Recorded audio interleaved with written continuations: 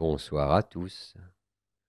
Ce soir, ou cet après-midi, pour se relaxer et se détendre, je vous lis Le Chat botté.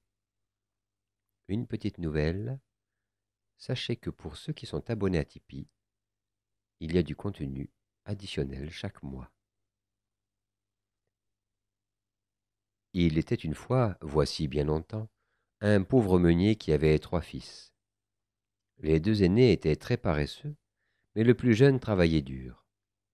À sa mort, le meunier ne laissa à ses enfants que son moulin, son âne et son chat.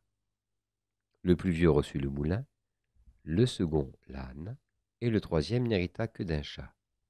Ses frères l'auraient probablement noyé. Les aînés s'empressèrent de vendre le moulin et l'âne. Et, comme ils ne travaillaient pas, ils eurent vite dépensé tout leur argent. Le plus jeune se désolait. Que vais-je faire avec ce matou?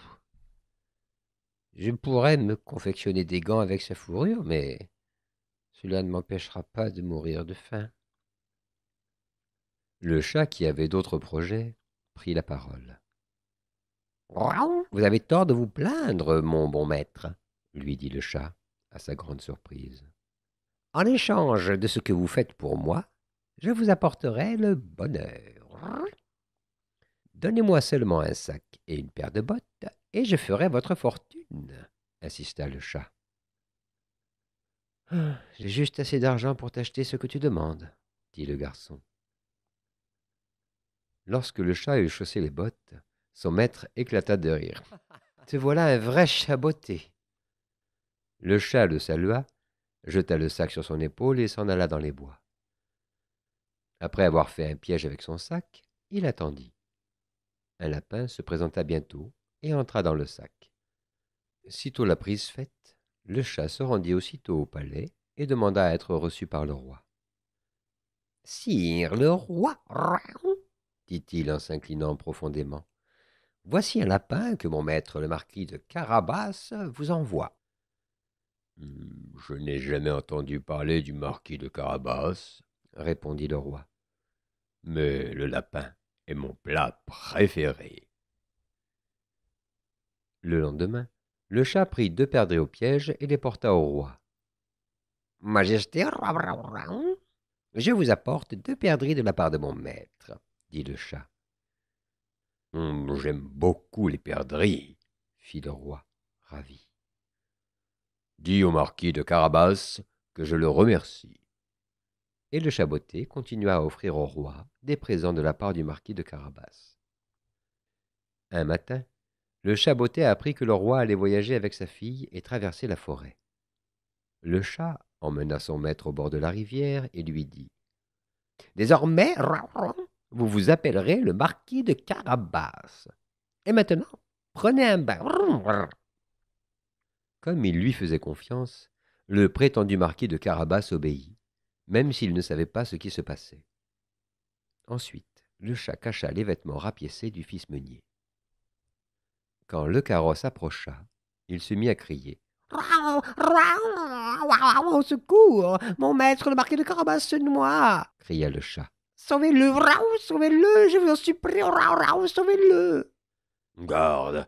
Sauvez le marquis de Carabas !» commanda-t-il. « Il a été si bon pour moi !» Pendant qu'on tirait le jeune homme de l'eau, le chat murmura à l'oreille du roi. « Majesté, des voleurs ont emporté les habits de mon maître. » Le roi ordonna à l'une de ses servantes de retourner au palais et d'en ramener un costume pour le marquis de Carabas. Quand le fils du meunier eut revêtu ses beaux habits, il aurait pu passer pour un prince. Dès qu'elle le vit, la fille du roi en tomba amoureuse. Le roi invita le jeune homme dans son carrosse. « Me ferez-vous l'honneur de venir au château du marquis de Carabas, majesté ?» proposa le chat. Le roi accepta. Le chat partit devant. Le chat botté était ravi de la manière dont s'exécutait son plan. Tandis que le roi, la princesse et son maître roulaient carrosse, il s'élança sur la route de toute la vitesse de ses bottes et annonça aux paysans qu'il rencontrait « Bonnes gens, le roi arrive! Dites-lui que ce champ appartient au marquis de Carabas, sinon vous serez haché menu. » et vous serez transformé en pâté. » Il en fut comme il le souhaitait. Partout où il passait, le roi demandait « À qui donc appartient toutes ces terres ?» Et on lui répondait « À notre maître, le marquis de Carabas. » Ce marquis possède un vaste domaine et une grande fortune, pensa le roi très heureux. Le marquis de Carabas n'avait pas la moindre idée de ce qui se passait. Le chat arriva enfin dans un château appartenant à un ogre qui possédait toutes les terres et que le roi avait traversé. Il entra dans le château. Le chat salua respectueusement l'ogre. « Je suis très honoré de voir l'homme le plus puissant du monde. Je suis venu vous informer que des bruits courent sur vous, seigneur. »« Quel bruit !» On prétend que vous êtes trop vieux pour avoir encore des pouvoirs magiques, » répondit le chat. Ces mots rendirent l'ogre furieux. « On m'a assuré que vous aviez le don de vous changer en lion, autrefois. Est-ce encore possible ?» interrogea le chat. « Tu vas en juger par toi-même. » Un instant après, un lion féroce rugissait devant le chat.